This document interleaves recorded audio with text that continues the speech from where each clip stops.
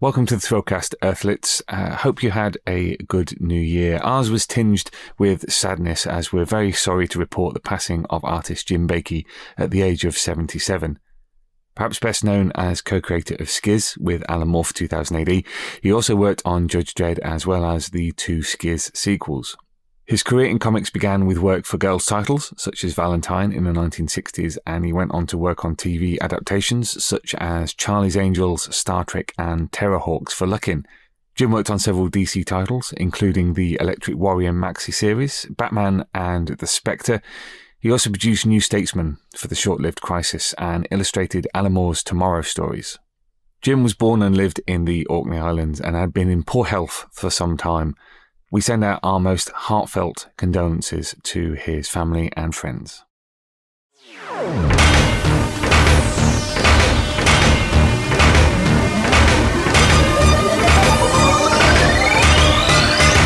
Borag Thung, Earthlets, Happy New Year. Hope the start to your 2018 has been a pleasant one and the return to work or study or just general life hasn't been too hard.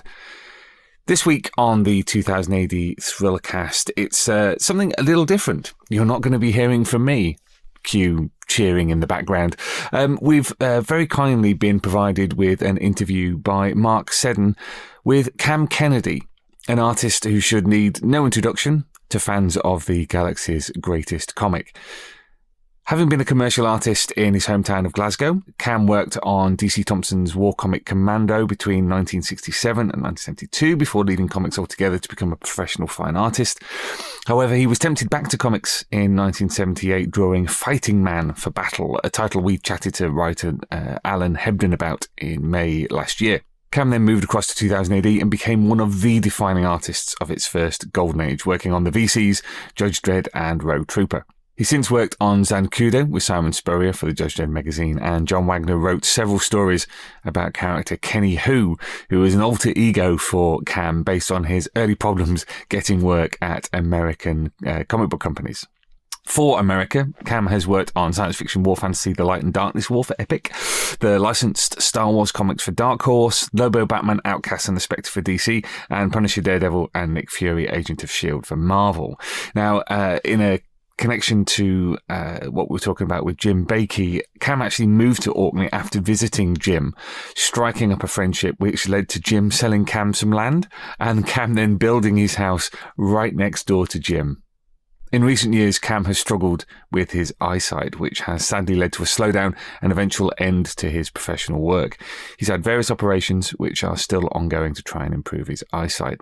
I want to thank Mark for sending us this recording of his interview with Kam. Mark actually runs Kam's website, kennyhu.co.uk, as well as handling sales of his art, which all came about thanks to, coincidentally, 2000 AD's 40th anniversary convention, something Mark writes about on the site. The interview came about as Mark went all the way up to Orkney last December to visit Kam and photograph his art to add to the website. Before we start, I do need to warn you that the quality of the recording isn't great, but either way, I need to thank Mark so much for not only recording this interview with one of our favourite artists, but also offering it to the Thrillcast. So let's ease our way into 2018 with an interview with Kam Kennedy, one of the all-time greats of 2000 AD.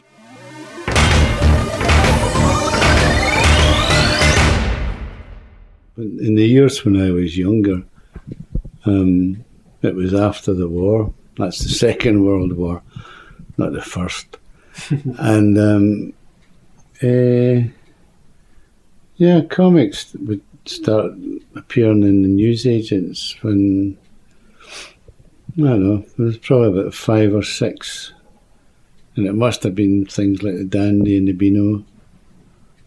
And then after that, it seemed to be that because rationing was stopping, that was when you couldn't get sugar and things, and it stopped. And then it seemed every time you were in the newsagent with your mum, there'd be another comic there. So then you would have to choose which ones you wanted. And I would think it would mainly be the Dandy, the Beano, and then maybe when I was about 8 or 9, it went on to things like Bees on Top, and I can't remember really. But it ended up there was a whole squadron, comics. And sometimes, invariably, you would go for a comic that had the free gift, i.e. a thunderclap, which was a triangle of cardboard with a bit of paper glued in between. And if you could flick your wrist really quickly with it, it made a sort of a banging noise, and that was your free gift. But so that was, I suppose, I looked at these comics kind of, from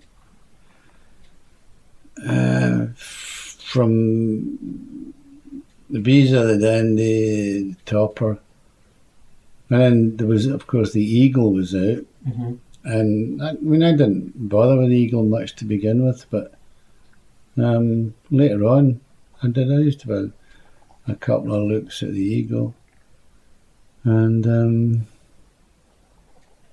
after that, I don't know.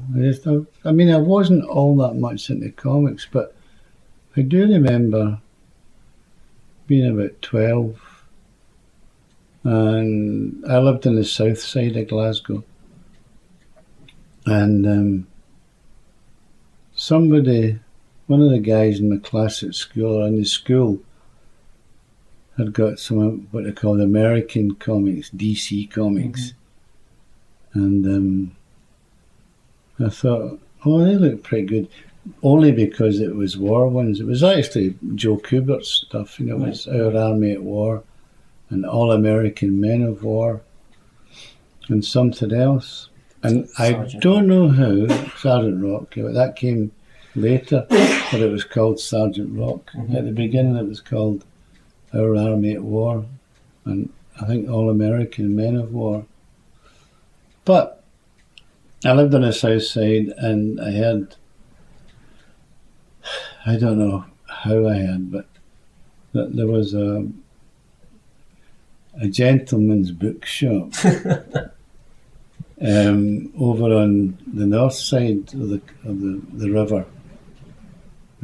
This would have been about 4 miles from where I lived.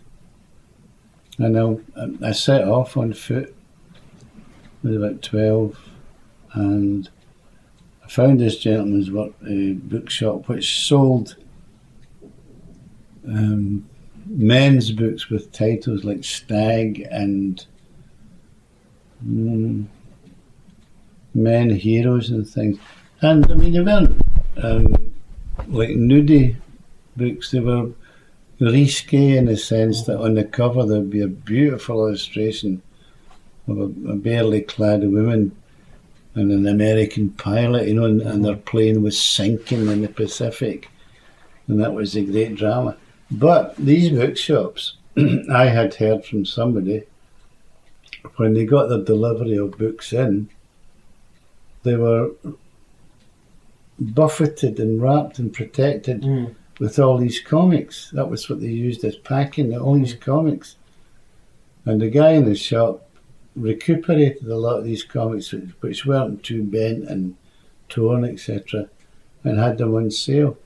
And that's where I started picking up lots of Sergeant Rock, but Our Army at War, as it was called. Okay. And I really liked the artist, Joe Kubert. Remember that? I really liked his stuff. I suppose he did influence me a bit, but that's when I was about 12 or 13. Because I remember being in the secondary school and drawing in the class for the rest of the guys and doing all these hits from machine gun bullets. They all said vip and zip and thwip.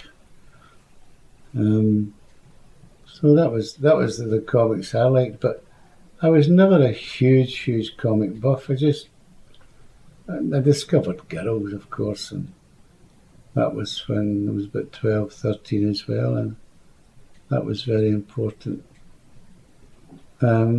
Always with my drawing, I just always assumed that everybody drew. So, that was no big deal. But no, I wasn't all that into comics. I suppose all those all American men of war and our army at war, they were the ones when I left home would have been, I had a huge pile of them. And my mother gave them away to a little boy scout at the door. Have you got anything for Baba Job, missus? So she said, I gave him all those old comics he had. But that's happened to a lot of people. Yeah. You must have at some point had the moment where you realised that maybe not everybody draws quite the same way that you do, and you sort of, wanted to sort of follow it into your profession. No, not really, no, because I left school when I was 16 and I didn't know what to do. The school actually wanted me to go to art school. They'd arranged it, but I knew better than them, so I didn't want to go to art school because I probably drew better than the teachers. Mm-hmm. And as I found out later on, I did. So I got a job in a small advertising agency, Kam Commercial Art Studio. And in those days, of course, you could get jobs very, very easily. So I was working there, and the fact that I could draw and I was producing good stuff didn't affect any thoughts I had for my future. Because as I say, I just thought so many people would be able to draw, and that would be it. But I don't know, I must have got to 17 and a half, 18, and I went off to live in London. Still not making money from my art, only in the sense that I was working for a commercial art studio. Whereby, the commercial art studio, when I first started, after I left school, I was making tea. And then after that I was doing letraset. And after that I was doing sort of, I can't remember what you called it, just setting type on pages and doing layouts, I suppose. But it wasn't until when I was about 20, 21. No, in fact, I was doing paintings, I was doing, copies of Degas and other impressionists, that was just for my own amusement. Right. And I had a very good friend in Glasgow, and he was a couple of years older than me, and he was, to all intents and purposes, a commercial artist. But he was a great painter. I used to go to his place and used to start painting and things. And this isn't still not doing any sorts of comic strips or anything.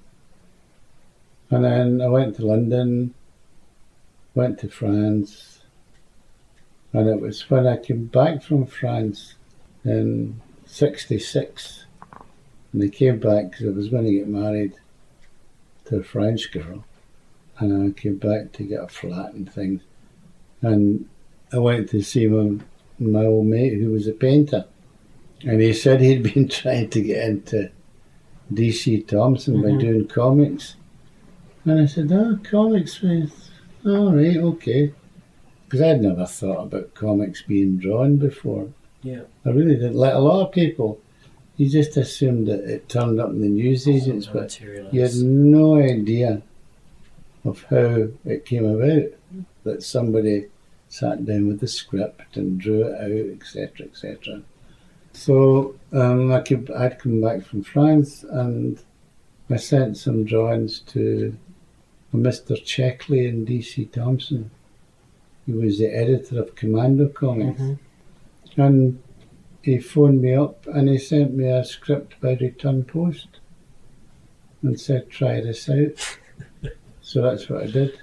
And that's how I started with the comics. And round about the same time, I must have sent some of my drawings to, it would have been IPC Fleetway Comics at the time, who did War Picture Library or Battle Picture Library.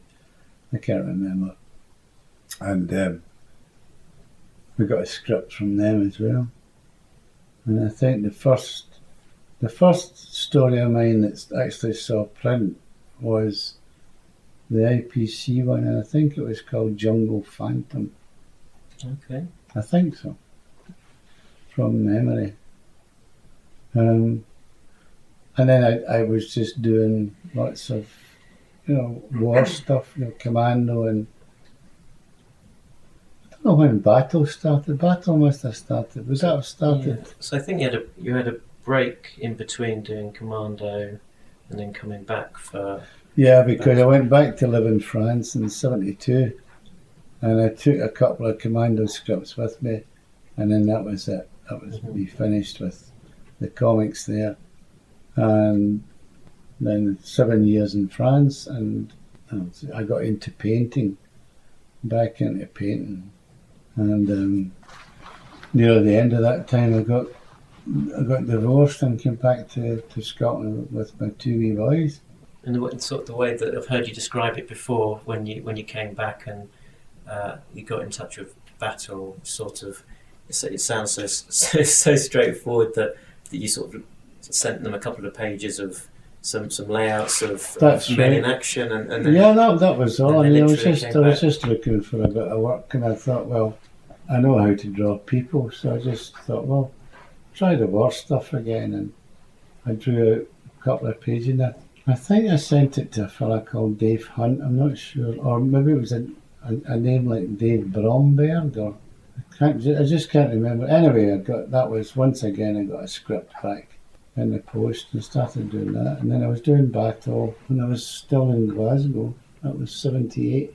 I came back doing Battle, and then Steve McManus got in touch with me from 2000 AD and asked if I would be interested in doing something, and I can't remember what that was. It would have been the VCs would have been the first thing, because that was I don't know. 79. I mean, I did do a Dredd away back then. Yeah, I did. And then they didn't ask me to do another Dredd for a while. And I remember the story that John Wagner and Alan Grant says that they wanted me on Dredd, but when they asked Steve McManus, he said, "Oh no, Kam's too busy on Rogue." Rogue, yeah. He was very happy with Rogue. But eventually I got, and that must have been when I did my first Dredd, yeah, because I was still doing Rogue at the time.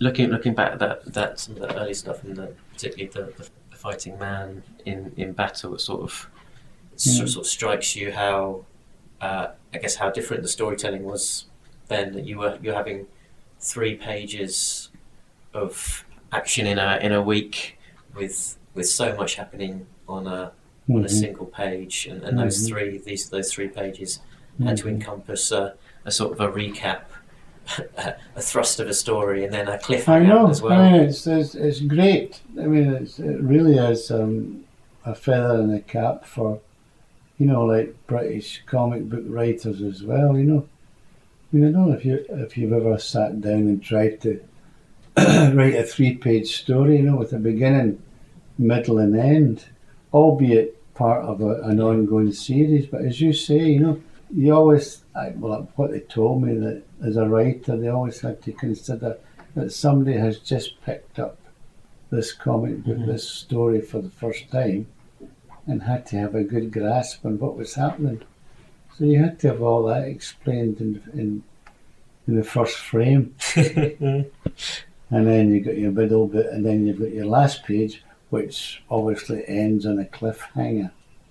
Don't miss next week when fighting man goes AWOL. And I guess you must have sort of had a reputation at that time for the sort of the attention to the detail in a lot of the technical elements of the machinery. I started to be aware of that. I was just sort of plodding along. I wasn't bothering really about comics. It was a way of making a living. But yeah, just people started saying, you've got it's pretty good trucks you do, and pretty good tanks, and pretty good this and that. And I thought, oh well, yeah, there you go. But I realised that there's a lot of artists that they're not actually quite good at that sort Yeah. of thing. But I'd never say that about to them, you know. Or doing the legwork as well, I guess. Was it trips down to the library to get the reference and buying the model kits? And No, I went to a model shop, and like I said, doing Fighting Man, I went to a model shop and we bought a whole pile of kits, and I got mainly my oldest son. He built them up, and I built some up, and used to have them all round my desk when I was working, and they were away at school. And then when they came in at night, he would have a look and see what I'd done. And yeah, that was the way that I did it. I mean, figure work was no problem really. I mean, I could do figures anyway, but I just wanted to get a lot of the armament and the material, the weaponry, and flying vehicles, the helicopters and things. I wanted to get them right, you know. And then when you moved into the, I guess, more fantastical elements of 2008 AD and the sci-fi, where I guess it's less of a historical representation of the way things have to be. No, because it's purely inventive. Yeah. And that's what was great about Dredd. I mean, if vehicles and things turned up, I mean, you could just run riot. You just make up the most amazing things. Same as when I did Light and Darkness War, because we came up with these stone ships. You know, and then I could do anything in the way of weaponry. You know, I could have a mix of a 15th century cannon and it's belt fed, you know, with dum-dum bullets. You know, completely freedom. This was good. That's what I always liked. Any work that I did, there was a lot of freedom. VCs was the same. You know, you had to stick to the uniform and things, but all your backgrounds and, you know, action scenes, you could really let yourself go.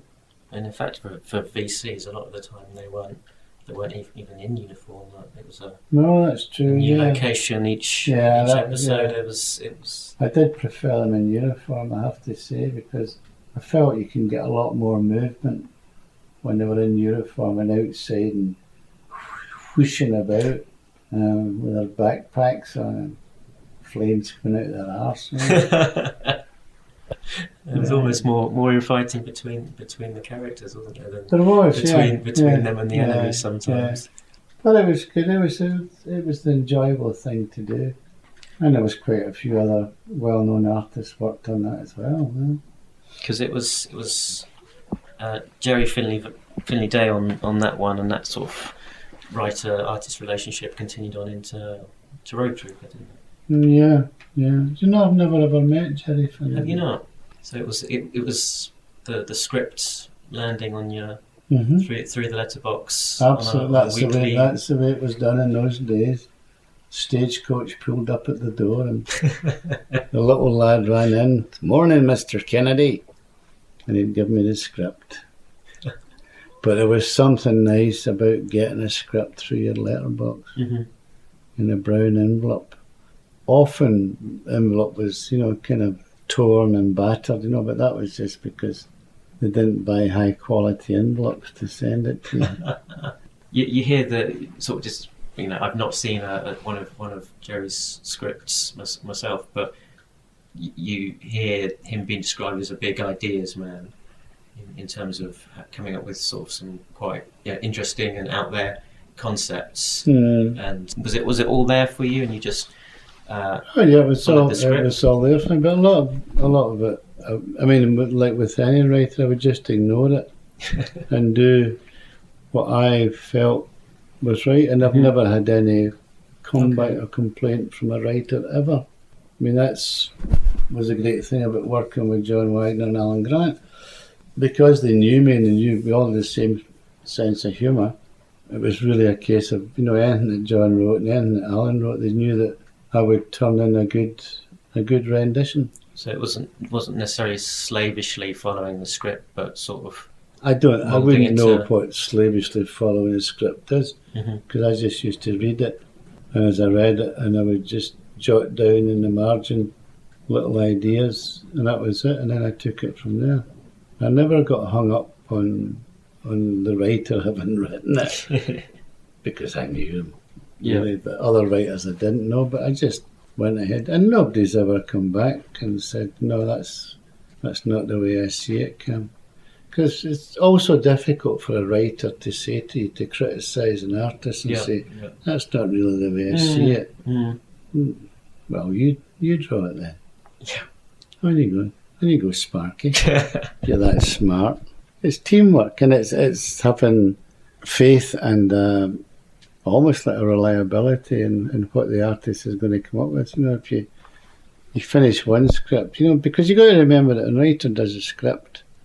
He doesn't sit at the kitchen table biting his nails until he sees what you've done with that script. He's writing other stuff. Yep.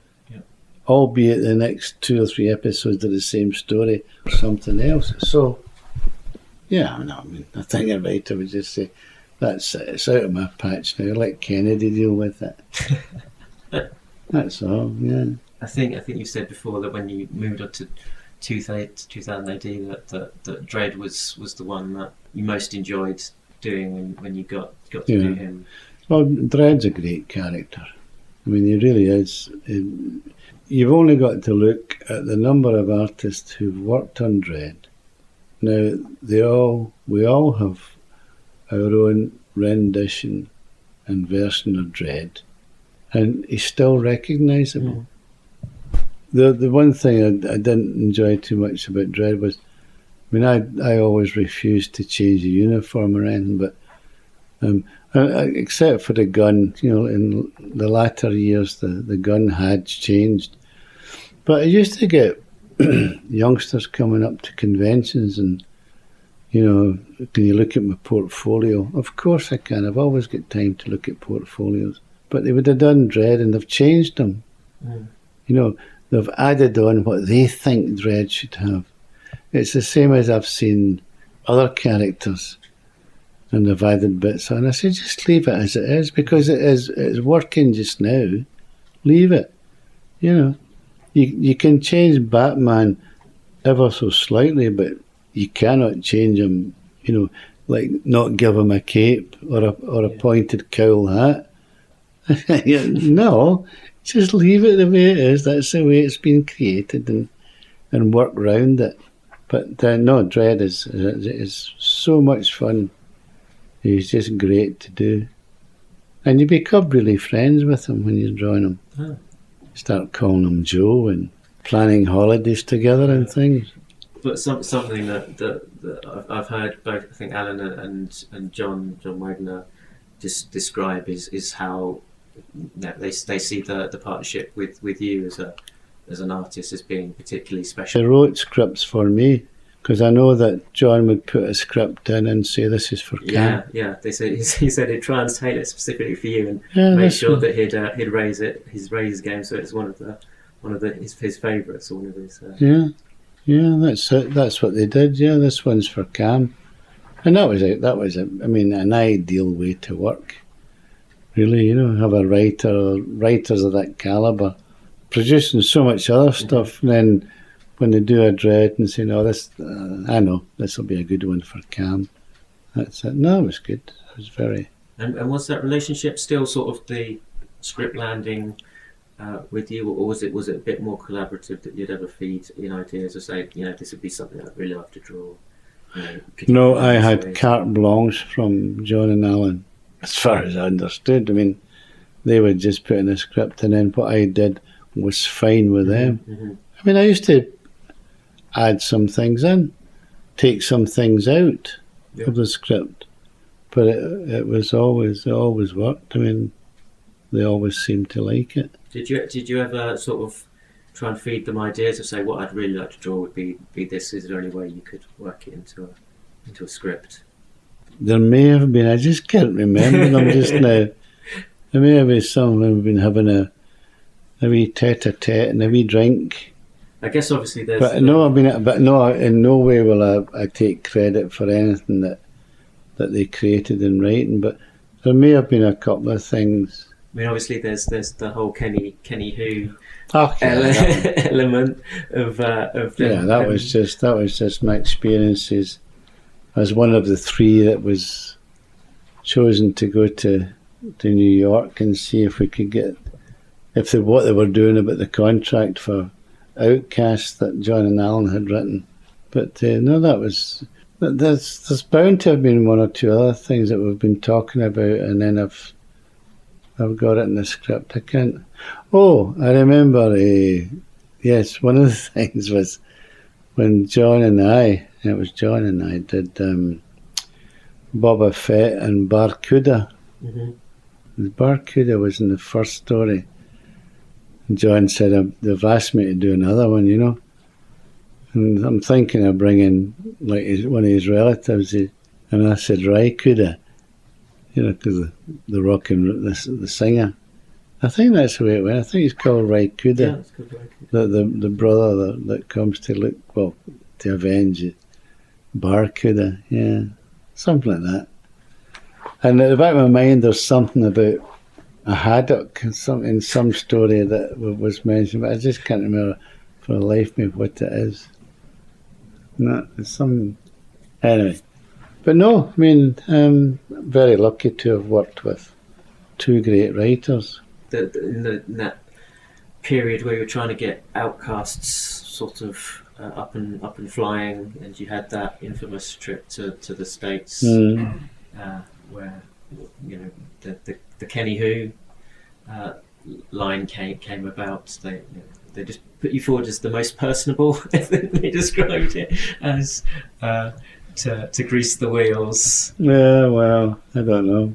I just thought it was very unfair. I was the one that lived the furthest away from any airport, and I had to get to the airport and fly to New York. But it was clearly a very productive journey, because not only did you get Outcasts off the ground, you had the material for the Kenny Who strip to follow, but then on that same trip you also met Tom Veitch. No, that wasn't that trip, I don't think. Okay. No. Oh, I can't remember. No, I met Tom Veitch because I'd been in London, and Steve Bissett, the American artist, had been over in London with his wife, and they were part of a contingent of Americans that were there, and we got on really well. Steve and I hit it off. And of course you do the classic thing, you know, well, you know, if you're ever in Orkney, come and see me, you know, or if you're ever in Vermont, come and see me. And a while after that I phoned him up. I said, hey, come and see you. And he said, yeah, sure. So we went out to Vermont, and he said to me, he said, I got this pal who's a writer, and you know, you and him could probably do something. So that was it. So Tom Veitch go over to Steve Bissett's house, and that's where we met. That was it. So we took it from there. And Tom came up with Light and Darkness War, and yeah. I mean, there was a whole sort of discussion that day in Steve Bissett's house, and I'd been talking about this story about, you know, Second World War bomber going through a time plane and meeting other warriors on another time plane. And funnily enough, there's been a Commando comic about that, and I drew it, but I can't remember if it was before. It must have been before that.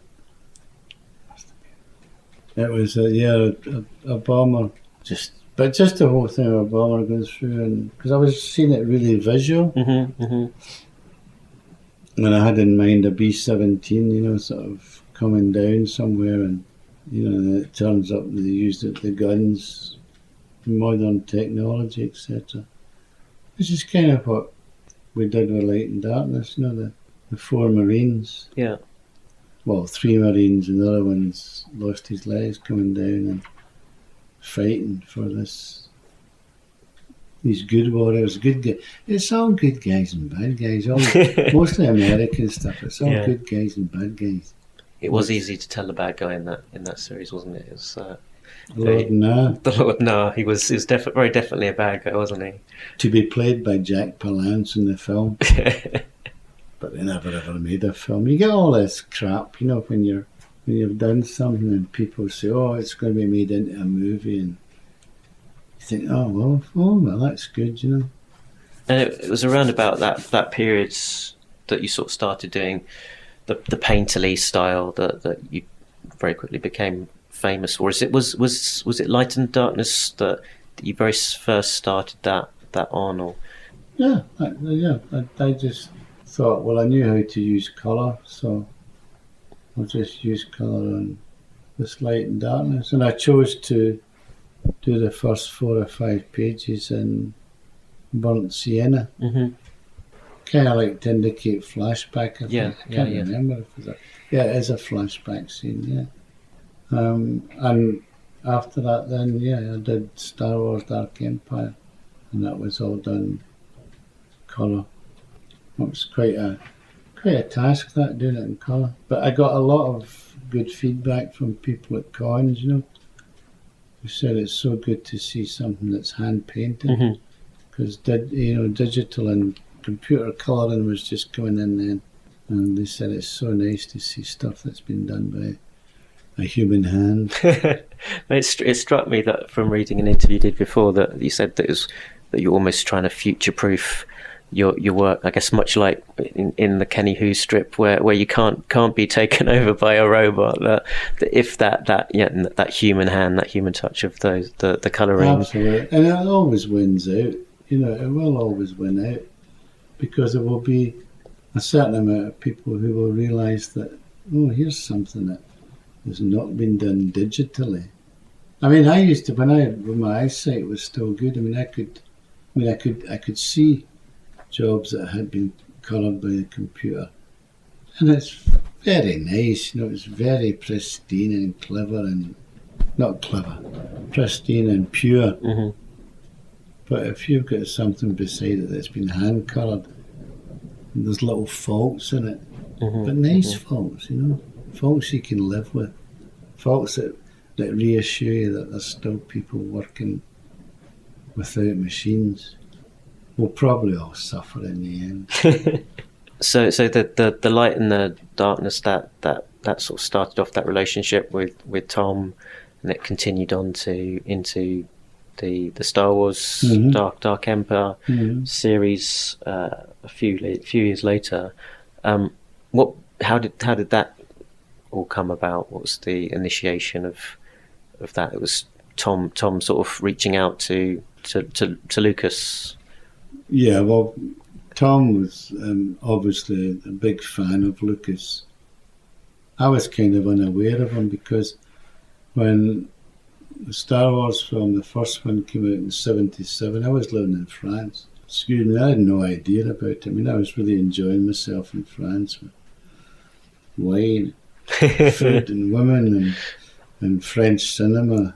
And we finished Light and Darkness, and Tom said, "You want to do something else, buddy?" And I said, "Well, I don't know. Make a few suggestions." But I mean, I was covered for doing Dredd and things. I mean, I was guaranteed work for life, with Dredd, and Rogue Trooper was finished by then. But, and you had sort of a few good side projects during that time as well. You had Punisher Blood on the Moor, which was quite a big undertaking. Yeah, it was a big undertaking. It was 48 painted pages, but I did that, and that's no problem. Because when I wanted to, I could work really fast, etc. But he said, "What about Star Wars?" And I said, "I don't know anything about Star Wars." And he said, "You've not seen the movies?" I said, "No." I said, "I'm really sorry." "Oh God," he said, "you got to see the movies." So at that time it was VHS cassettes, so I went and rented all 3 movies. I can't remember. Might even have bought them. So, okay. Right. So then he came back and said, got this idea of going on from the movies, and we're going to such and such. And he started talking about different, planet systems that we could go to and things. And obviously he was really into it, because he was a big George Lucas fan. So I said, okay. So he said, I'll write out the first bit. So he wrote out the first bit, and he approached Archie Goodwin in Epic Comics. And Archie liked it, and then I sent some drawings to Archie, and it really liked it. And they showed it to Lucas. That was a goer, because I think at that time that Star Wars was going nowhere. People were sick of seeing the same photographs of Han Solo and all the other characters, and every sort of Star Wars special magazine that came out, and just the same old stuff over and over again. And that's what they do. I mean, that's the way the Americans work. They milk it, and they get a fan to buy the same magazine again, because there's two different pictures of Princess Leia. Yeah, well, I mean, it was an interesting time for Star Wars in that the Marvel comics as words had stopped. They hadn't started any of the extended universe in terms of the novels. It was a good few years before the prequel films still were to come. So it was a bit of a Star Wars wasteland. It was Marvel Epic. Marvel had the license at the time. And what I understand was that, Star Wars comics weren't selling. Somebody told me that they had to sell, I think it was about 5,000 or 6,000 to cover costs, and they're only selling 4,000. So when the Star Wars license ran out, Marvel didn't renew it, and that's when Dark Horse picked it up. So then I started working for Dark Horse from the second book on. The first book I think I did, and when Lucas saw the first book that I did, he said, we want a second series. Well, this was after issue 1, was it? And it wasn't out yet. He just saw the artwork. Okay, right, more of this. I thought, okay, that's fair enough. And Tom was really excited. And then when we were finishing the second Dark Empire, I said, I got a third one. I said, I'm not doing it.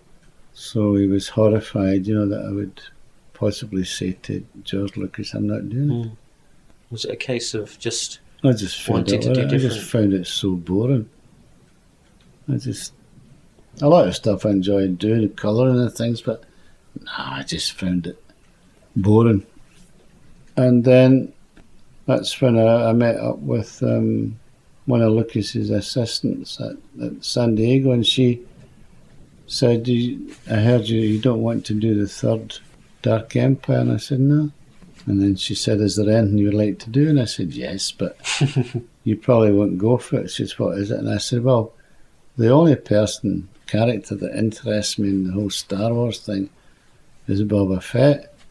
And, it might be quite good to do a book, 4 or 5 days in the life of Boba Fett, because he's a bounty hunter. He was about and he catches people, so it would give me lots of scope for characters hiding in old broken down spacecraft and things on distant planets, And then that's when she said, would you write it? And I said, no, John Wagner will. But John didn't know about that. No, you volunteered him at the time. Yeah, so I put his name forward. And I phoned him from Oregon, and he did it. And John did a turnaround on the whole synopsis for the first Boba Fett. About 4 or 5 days. Nice. This is before, you had emails to send stuff, So it would just be by post. He would have sent it over. And then Tom went on and got Jim Baekje, I think it was, that did the third part of Dark Empire too. But I'd had enough, But I enjoyed doing the Boba Fett because he's a wee bit in the lines of being like a Dredd character. Don't screw about with him. True. I was going to say that also in terms of those stories that you did for Boba Fett, there wasn't a huge amount of baggage attached to it. It was basically Boba Fett, and everything else about it was pure invention of on my part, which is what I love. I made up all these other, miscreants and junkyard thieves and other characters and things. And I think the only other thing from Star Wars that was in Boba Fett would have been Jabba the Hutt, I think. Because that's what I said to Lucas film, before I did Boba Fett. I said, I don't want to draw anything with any of the Star Wars characters in it. But obviously John put in Jabba the Hutt because he's got a weakness for fat people. And that was it. So I did, I don't know, I did 3, I think, with John. Boba Fett's, hand-coloured them all.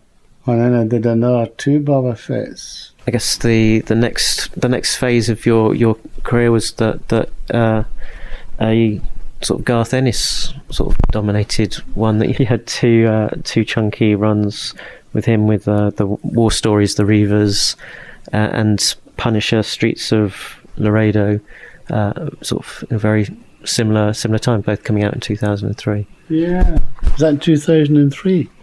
God, 14 years ago. Yeah.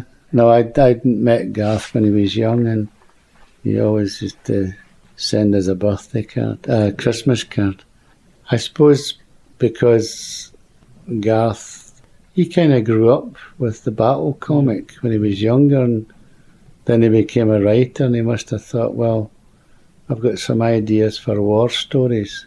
And yeah, he remembered my stuff, I think, from Battle, and got in touch. That was good. It was good to... I haven't seen him for years and years, Garth. I'd like to see him again sometime. He's over in the States, isn't he, most of the time? I think so, yeah. Yeah, good on him. Yeah, that's fine. In New York. And was it sort of nice to sort of step back into that world when you were doing the war stories after such a long break away from the battle days? Yeah. I mean, it's... When I read the script, I thought, well, that's good, I can handle it. I can get drawing jeeps and machine guns and Chevrolet, sand trucks and things. I mean, I must say, I'm very fortunate in that, I can just drift through a script, if there's a lot of talking heads, I can just put them down, and I don't get any hang-ups about it then. And I think you said that you don't really do with the thumbnails and the sort of the sketching all out, and it really just goes straight down, pencil and then inked. Yeah, I mean, sometimes if I can't start a page, I will persist, but then once that first pencil part of that page is down and then the rest follows, that's it. It's spontaneous. I know a few fellow professionals who do work doing thumbnails and things, but no, I just wouldn't have the time to do that. I just wouldn't see the point of doing it. You either can draw or you can't, in the sense that I don't mean that to slag them off, but I'm very lucky that I can just put stuff down straight away. And flows. And it seems to please people. And do you ever do you ever forget the equivalent of writer's block, of drawer's block, where you just think it's not coming today? I have to sort of step away from the board for a bit. I just go for a walk or do something else. Yeah, absolutely, and then go back to it. The biggest the biggest flow I ever had was one day I actually got started about 8:30 in the morning. I was doing a Dredd story, and by 8 o'clock at night, I'd done 3 finished pencil pages, like 21 or 22 frames, and I thought it was pretty good stuff. And as you say, other times, just nothing there. Which is what's so great about this profession, you can then just go fishing or go for a walk. Or... When you talk about your going fishing as well, sort of, I conjure up an idea of a sort of like Huckleberry Finn kind of broken stick with a bit of string and a hook on the end. What sort of thing did you do when you? Well, I had a rod and some worms, and I would go and go for sea trout along the road from where I live on the shore. But I haven't fished for easily 10 years. My second oldest son, he does a lot of fishing. But no, it used to be a thing. In fact, I used to wander off to fish and then just sit and watch the burn, watch the river, watch the sea. Mm. That was it. And then go back and then start drawing again. Yeah, I guess it's sort of that sort of decompression time, was to sort of clear your mind. I've never felt a lot of pressure with my work. It's always been so easy. It's very unfair. Really On is. everyone else. That I know. kind of- I know. But you've had some. I guess you've had some sort of very quick turnaround times in the past as well, where you sort of have either been put under pressure or put yourself under pressure to sort of try and produce, something very quickly. What sort of rate have you worked at? How much have I produced in a day? Yeah. Oh, see, this is one of these impossible questions to answer, but some of the Star Wars stuff, like the full page splash with the Millennium Falcon and all the space debris. Mm. I mean, because you have to work so fast because you're using watercolour on good quality watercolour paper, it can dry very quick and leave a line, a marker line where it's drying. Once I'd penciled those pages out and then I was inking them and then colouring them, and they were getting coloured in half an hour, 20 minutes, Wow. because I had to work so fast. Mm. I couldn't do it now, and inking was probably about an hour. Mm. All the wee bits, odds and ends, penciling it out, probably much the same, an hour and a bit. But a lot of that colouring on Star Wars had to be done fast, Yeah. because I didn't want to leave any what they call drying lines. Mm.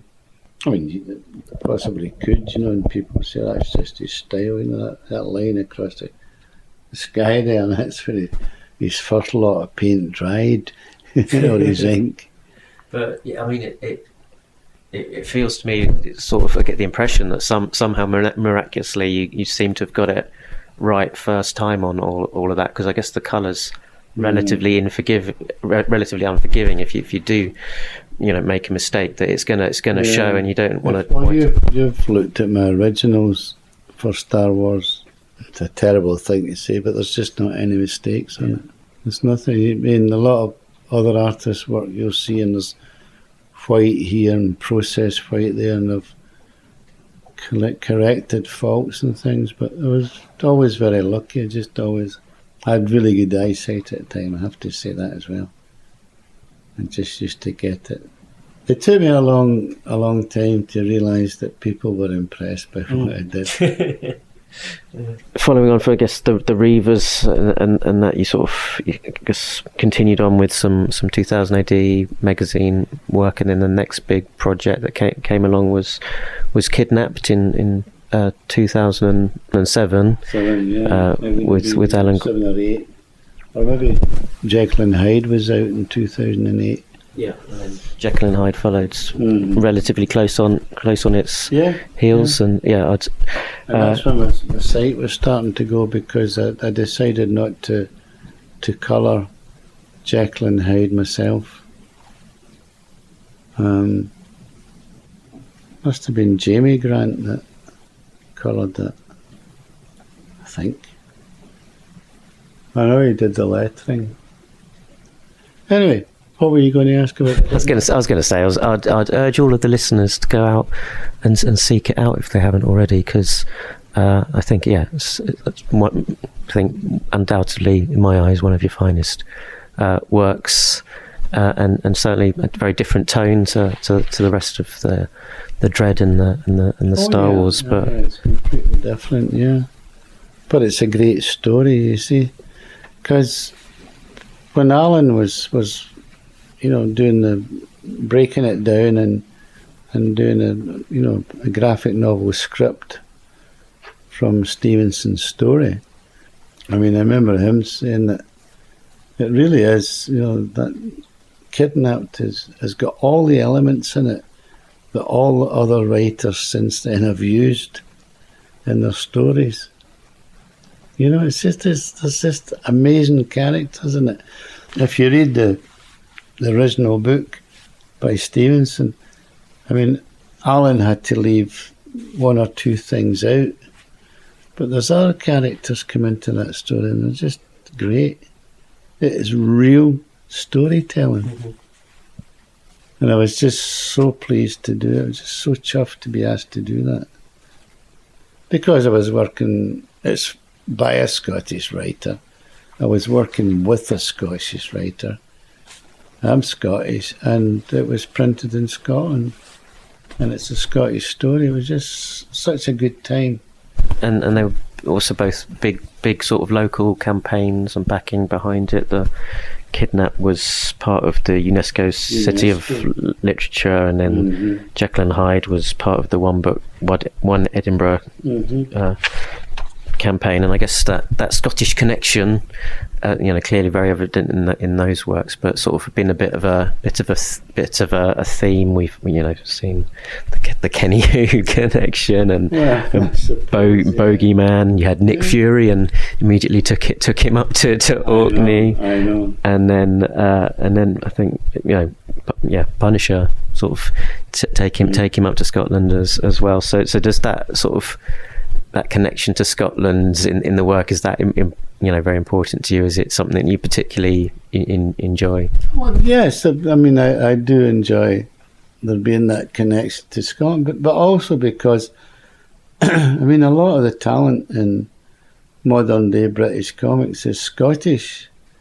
And given the small population, we've got actually quite a big percentage of modern artists and writers in comics and other things who are Scottish. And that's fine, because that, hopefully the rest of the country will appreciate it as well, But, yeah, there was just something about, as soon as they said to me, this fella phoned me up and he said, would you be able to illustrate Kidnapped? And it's something I would never, ever have thought of doing. Never in the month of Sundays. And he said, we need to get somebody to break it down. I said, well, I'll ask Alan Grant. And I phoned up Alan about a minute later. And he said, give me a wee minute to think about it. And he said, yes, I'll do it. Because he loved the story from when he was younger. And that was it. So it was good. So it was very, very good. And, well, all the original artworks with the Natural Library of Scotland now, so that's a very pleasing thing. It means that my grandkids and everybody, the family, can go to Edinburgh at any time and ask to see their grandpa's artwork. Mm-hmm. You've taken a break from, I guess, professional comic work since then. We sort of talked about 5 years. Yeah. Talked about that, might still be things to. There might be. It just depends. It depends on what happens with my eyesight. I mean, they're going to try something with it, and don't you worry. As soon as I get enough eyesight back to do a series of drawings, I'll get something done. Even in the last few months during the summer, when you were doing those few commissions out of the Dredds and the Punisher and the Midnight Surfer and whatnot, it was clear that you've still got the stuff. it can still get on the paper. There's still a wee twinkle there somewhere. No, but that's And do you think, in terms of the work that that you've done and might still do, is there a particular itch of saying there's a character or a particular idea that would really like to pursue? No, I would actually just like to. I mean, I've got a lot of drawings in my studio, and there's various characters. Which are just my characters, if you can say that. And I might just like to do something with them, albeit if it's just a 6-page story. As long as I got something done. A little swan song. Imagine me having a swan song. I can't imagine it. So I think that's a good place to wrap it up. And so just to say thank you very much for your time and speaking to us, and I hope everyone that's listening enjoyed it as much as I did. Well, I hope so. I certainly hope so. So goodbye, everybody. Goodbye. Hope you found that as fascinating as we did, Earthlets. Absolutely great to hear from Kam. And again, thank you so much to Mark for giving us this recording. It would have been a bit of a chore to get all the way up to Orkney ourselves, so it's great to be able to hear Kam in his own words. Tune in 2 weeks' time when we're going to be celebrating our 3rd birthday as a podcast. That's right, the Thrillcast has been going for 3 years, and we're planning 1 or 2 special little things for you. In the meantime, Splundig Verthrig.